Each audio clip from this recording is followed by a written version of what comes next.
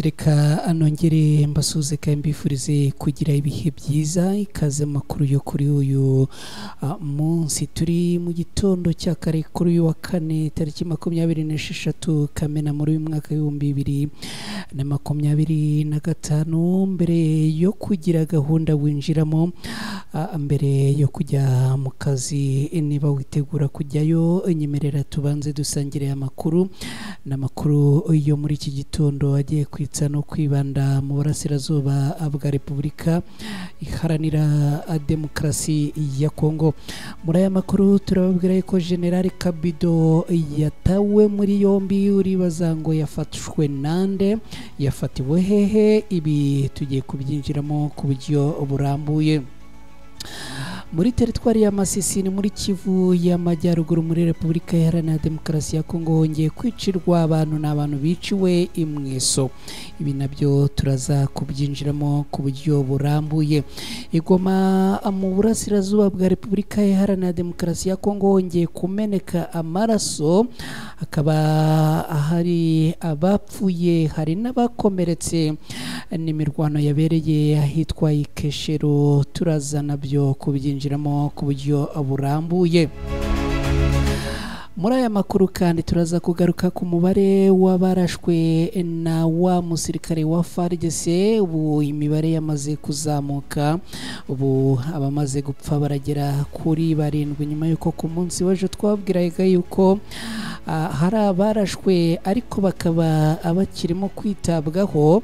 Muri abo ngabo rero hari abandi bamaze kwitaba Imana. Ibi turaza kubyinjiramo ku buryo burambuye. Muri aya makuru kandi turaza kubabwira ko imbonerakure z'abarundi ziherereye muri Repubulika Iharanira Demokarasi ya Kongo zirimo gutakira umuhisi n'umugenzi, uribaza ngo izi mbonerakure zifite ikibazo ki. Ibi turabyinjiramo ku buryo burambuye ubundi usobanukirwe impamvu y'ibi. Niba rero wamaze kugera hano, password ni uguterekaho like yawe. Niba kandi ari bwo bwa mbere ugeze hano, password kureba no gukora subscribe. Mu gihe ukora subscribe ukibuka no gukora kuri akana kameze nk'inzogera ni signe dora notification kugira ngo twe tujye tukoherereza amakuru utagombye gutakaza umwanya wo kujya kuyashakishwa. Nitwa Mukada hani kwibendera TV. Mukanyareka ngaruke twinjira muri aya makuru ku buryo burambuye.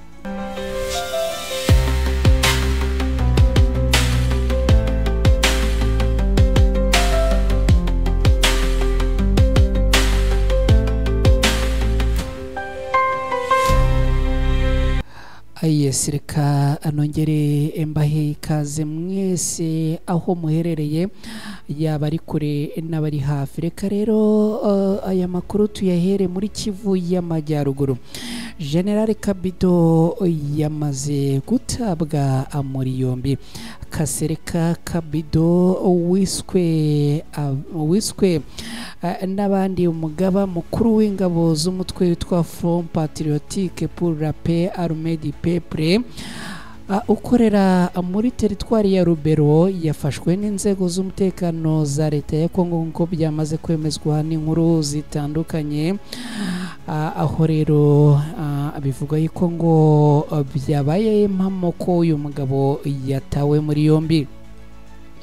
Uyu mugabo aregwa gukorana nabo igisirikare cya leta ya Kongo cyita umwanzi nk'uko bivugwa.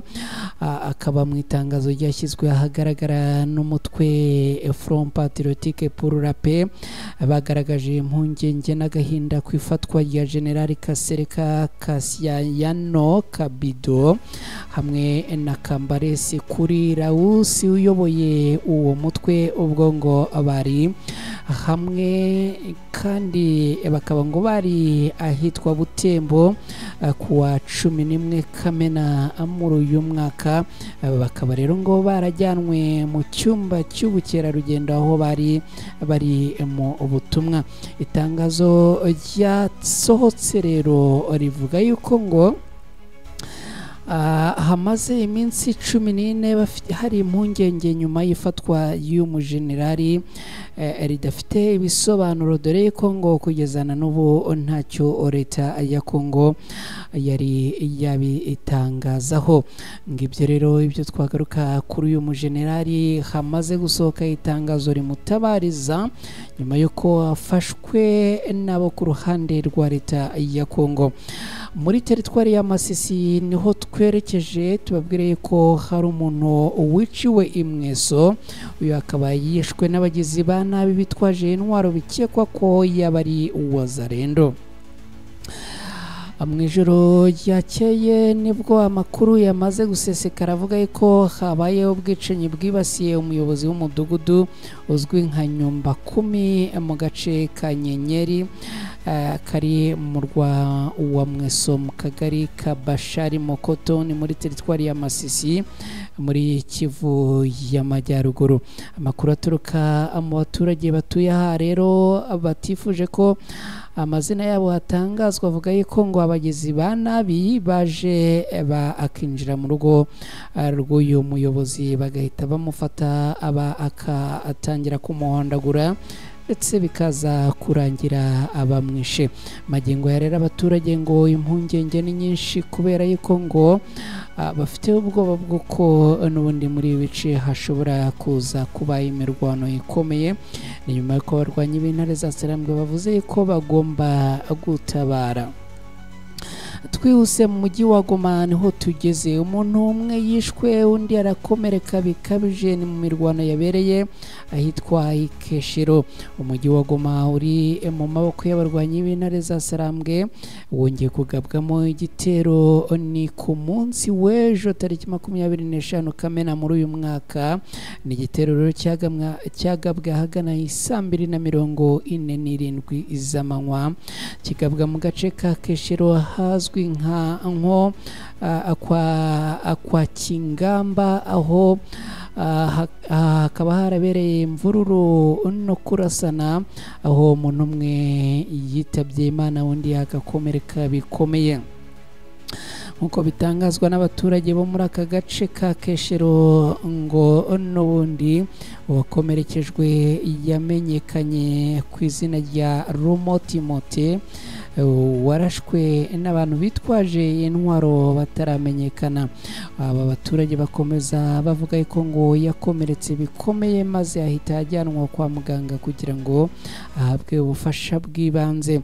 Uwaguye muri icyo gitero ntabwo amazina ye ngo aratangazwa ku mugaragaro, ariko ngo bivugwa ko yahise apfa ako kanya ubwo abarashe nyine bahitaga bamurasa. Abaturage bo muri aka gace ka Keshero bagaragaje impungenge z'uko ngo ibintu bikomeje gukomera ano ufata urwego rwo hejuru. Ni nyuma y'uko kandi abarwanyi b'intare za Sarambwe bavuga yuko batazihanganira n'uyu n'umwe ushaka guhungabanya umutekano w'abaturage, ibintu bavuga yuko ngo bazakora imikwabo ikomeye kandi iremereye mu rwego rwo kugira ngo n'ubundi bahangane ibitero bikomeje kugenda byibasira abaturage b'inzirakarengane. Reka rero twihute twerekeze muri iyi nkuru ivuga ko umubare w'abahitanywe n'umusirikare wa FARDC. Iyi nkuru twayigarutseho ku munsi w'ejo. Ubu rero imibare yamaze kuzamuka magingo ya ngo abamaze gupfa baragera kuri 7. Umubare w'abahitanywe n'umusirikare wasinze Warikare ku wa kabiri tariki 24 Kamena muri uyu mwaka ahitwa Imungazi muri grupoma ya Rubero muri teritwari ya Warikare akarasa abantu. Umubare rero ukomeje kwiyongera. Amakuru aturuka mu baganga avuga ko nyuma yo kujyanwa mu bitaro bikuru bya Kibuwa kwitabwaho, abandi basirikare bari bakomeretse bamaze kwitaba Imana. Aya makuru yemeje kandi ko inzego z'umutekano muri Warikare abapfuye ubu bagera kuri bamaze kwiyongera ako bari basanzwe. Akaba rero ubu ngo abamaze gupfa bagera kuri 7. abandi kandi ngo bakomeje kwitabwaho n'ubundi nyuma y'uko bigaragaye yuko ngo yabarashe bagakomereka. Abasirikare ba FARDC rero bahise bahuye n'isanganya nyuma yo kugabwaho ibitero n'umusirikare mugenzi wabo, bikaza kurangira rero bamwe bapfuye abandi bagakomereka. n'ibintu bikomeye kandi abantu batari bakeya bakomeje kugenda abibazaho. Reka twihute tubabwire ko ubuzima bw'imbonera kure ku rugamba muri Repubulika Iharanira Demokarasi ya Kongo bukomeje kuba bubi cyane. Imbonera kure ku miterere yazo n'urubyiruko rw'ishyaka CNDD FDD rwakomeje gukoreshwa mu bikorwa bijya gusa n'iby'igisirikare birimo kugenzura abaturage, kwikoma batavuga rumwe n'ubutegetsi, gukora ibikorwa byo guhashya barwanya ubutegetsi mu buryo butemewe n'amategeko. Mu gihe rero izi mbonerakure zimaze gufatwa nk'inkingi y'ubutegetsi zikoreshwa nk'igisirikare cyo hanze y'itegeko, ibi gutuma leta idahura n'imbogamizi z'itegeko mpuzamahanga igihe bagiye mu bitero cyangwa mu ntambara zitemewe. Imbonerakure ziri mu ntambara ya Kongo zikaba zivuga ko akarere ka Cibitoki ari eta majoro, ni ukuvuga icyicaro cy'ibanze gitegurirwamo imbonerakure mbere yo koherezwa muri Repubulika Iharanira Demokarasi ya Kongo, aho ngo zinjira mu bitero n'ubundi ku mihanda itandukanye, bakinjira rero mu bitero byo kurwanya abarwanyi b'intare za Sarambwe muri Repubulika Iharanira Demokarasi ya Kongo. Nubwo bimeze gutya ariko kandi ngo ubuzima bw'izi mbonerakure ku rugamba ni bubi. Ni ukuvuga ngo imbonerakure ziri muri Repubulika Iharanira Demokarasi ya Kongo ziratangaza ko zibayeho nabi cyane, kuko ngo nta mushahara bahabwa, nta myambaro bahabwa, nta bikoresho by'intambara. Ibyo rero ngo bikaba bikomeje gutuma babaho nabi cyane. Ibyo ngo bagenewe n'ibiribwa kandi nabyo ngo ntibihagije, dore ko magingo aya zimwe muri izi mbonerakure ngo zikomeje gupfa umunsi ku munsi n'umusubirizo. Ni ibintu rero bikomeje kugenda abihangayikisha izi mbonerakure, aho ngo aba ari kugerageza gutoroka, n'ubundi ngo barafatwa bakicwa, abandi bagahita bakorerwa ibikorwa bya mfurambi. Ariko n'ubundi magingo ya ngo bamwe n'ubundi bakomeje guhunga, abandi bagatoroka kubera ko n'ubundi ngo babayeho nabi.